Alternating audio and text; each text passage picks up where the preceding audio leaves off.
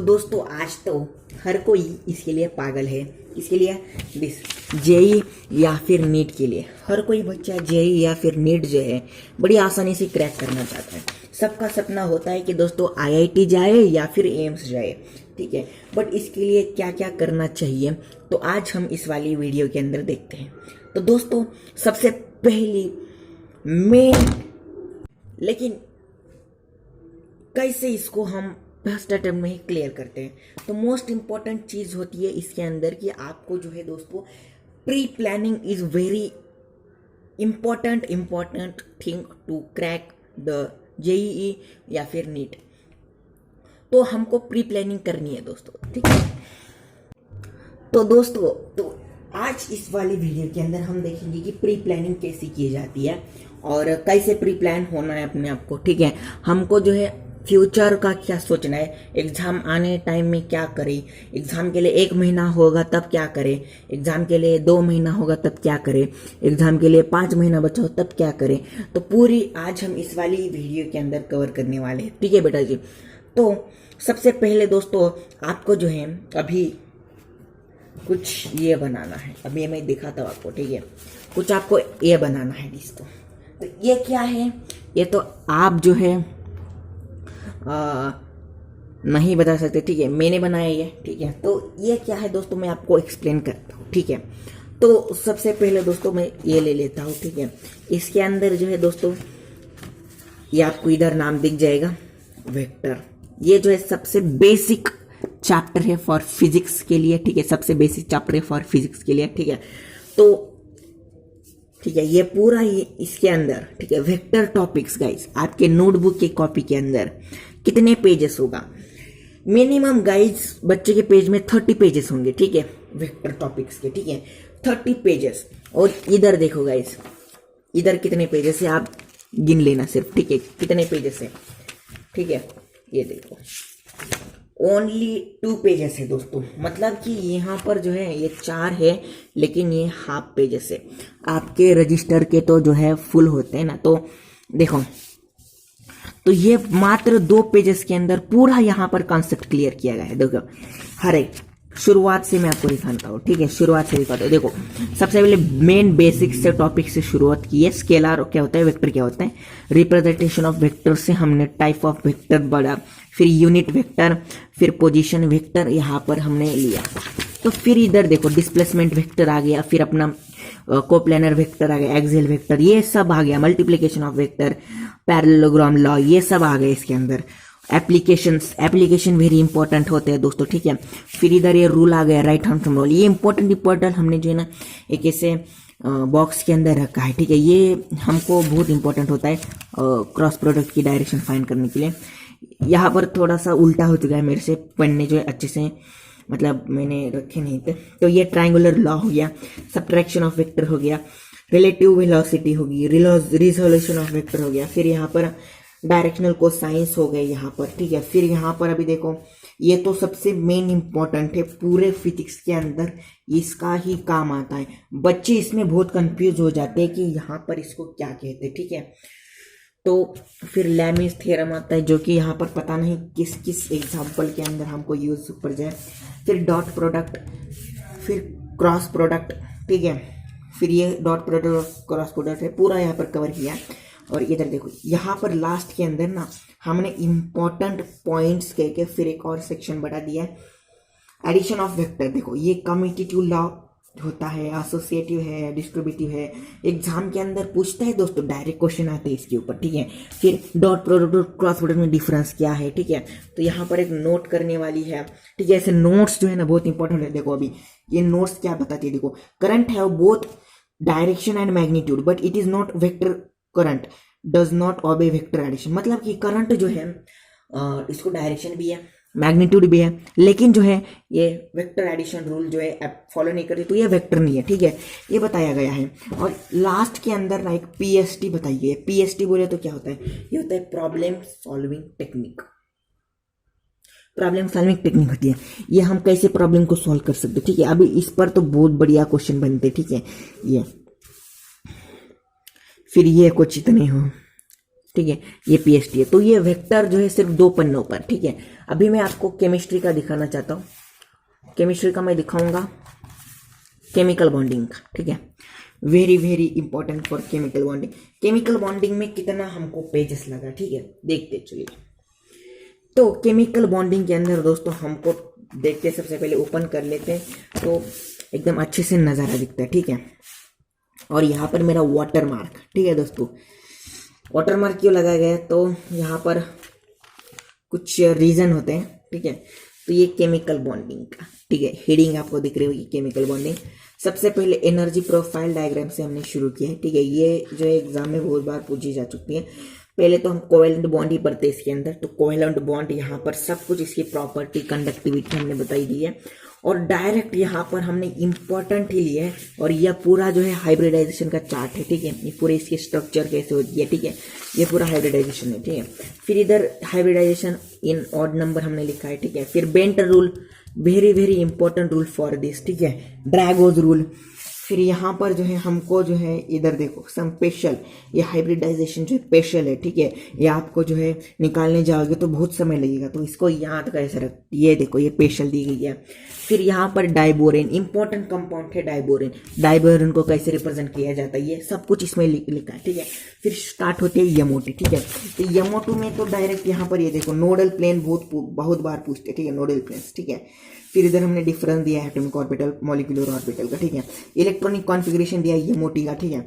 और यहाँ पर एक छोटी सी यहाँ पर ट्रिक दी है कि बॉन्ड ऑर्डर को कैसे मतलब कैलकुलेट करें बिना यमोटी के, और पैरामैग्नेटिक या डायमैग्नेटिक कैसे फाइंड करें, ठीक है।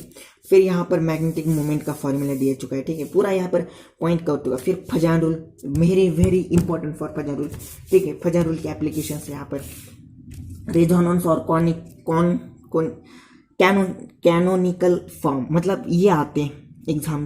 Which of the following is the canonical form of the any one compound. तो कैनोनिकल पता नहीं होता बच्चों को, तो रेजोनेंस को कैनोनिकल बोलते हैं, ठीक है। फिर यहाँ पर bond parameters, very important last topic, bond parameters.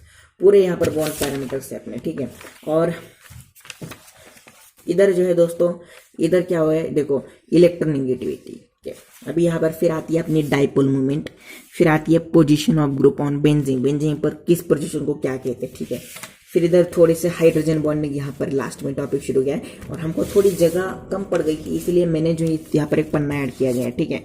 तो ये HF मॉलिक्यूल को कैसे रिप्रेजेंट करते हैं, ये एक वेरी इंपॉर्टेंट है। और एप्लीकेशन ऑफ हाइड्रोजन बॉन्डिंग, और लास्ट में फॉर्मल चार्ज।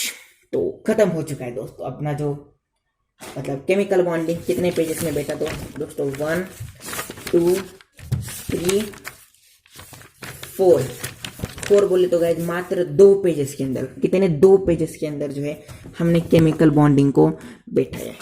अभी केमिकल बॉन्डिंग जैसे कि यहाँ पर मैं पीरियोडिक टेबल का देखो, ये पीरियोडिक टेबल का है।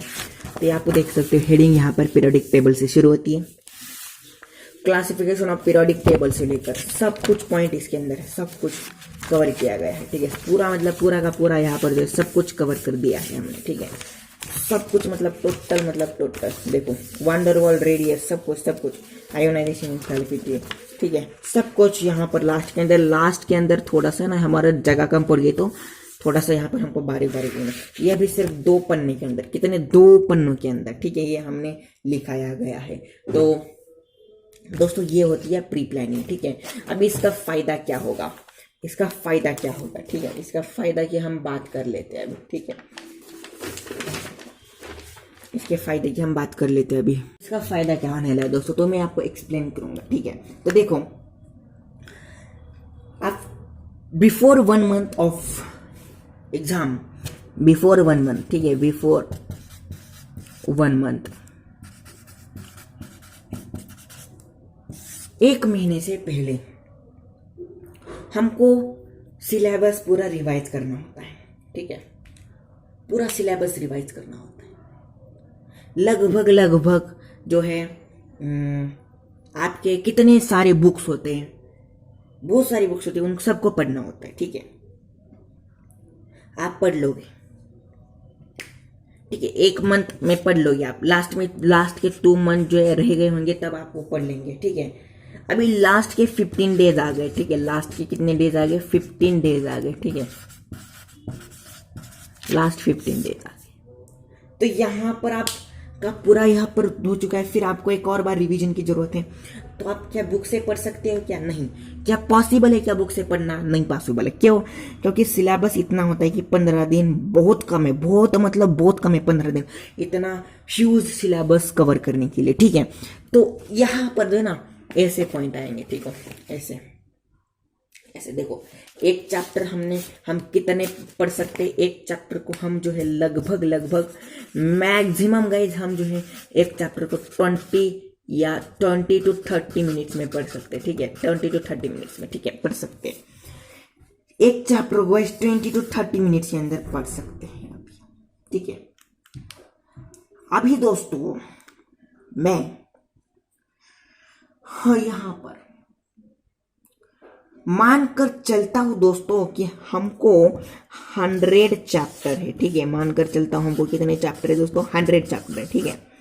अभी इन 100 चैप्टरों को कवर कैसे करते हैं? टोटल 100 है, तो 100 को देखिए, एक 20 या 30 मिनट 25 मिनट पकड़ लेते एक चैप्टर को, ठीक है। एक चैप्टर को क्या पकड़ लेते हम? एक चैप्टर को देखो 25 मिनट, ठीक है। तो 100 चैप्टर को कितना लगेगा? 100 चैप्टर को लगेगा दोस्तों इतना मिनट, कितना? 2500 मिनट लगेगा। कितना? 2500 मिनट, 2500। इसको अगर आप जो है 60 से डिवाइड कर लेते हो तो आपको घंटे मिलेंगे 64 पॉइंट, लगभग गाइस आपका जो है 41 आवर्स में, लगभग पकड़ के चलो 50 आवर के अंदर, ठीक है, 50 आवर के अंदर जो है आपका पूरा सिलेबस रिवाइज हो रहा है, ठीक है, 50 आवर के अंदर।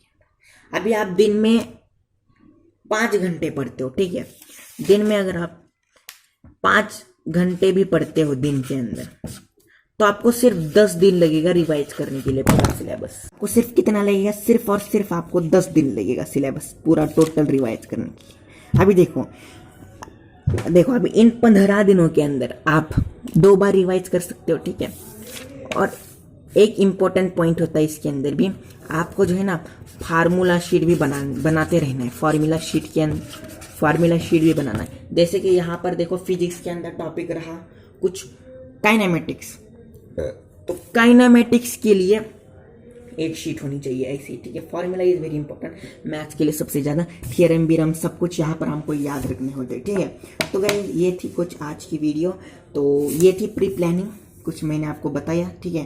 तो क्या आप यहाँ पर मेरे साथ जेई को टारगेट कर रहे हो? मेरी तरह मैं भी जेई को टारगेट कर रहा हूँ, ठीक है। तो हम भी यहाँ पर फर्स्ट अटेम्प्ट के अंदर ही जो है इसको जो है और इसको प्री प्लानिंग के साथ हम फोड़ देंगे, ठीक है, 100% फोड़ देंगे, ठीक है। अगर हमें ऐसा ही अभी बोलते हैं लोग, ठीक है, दिन का कितना पढ़े, एक दिन में कितने घंटे पढ़े, ठीक है। तो मैं बताता हूँ एक दिन में कितने घंटे पढ़े, ठीक है।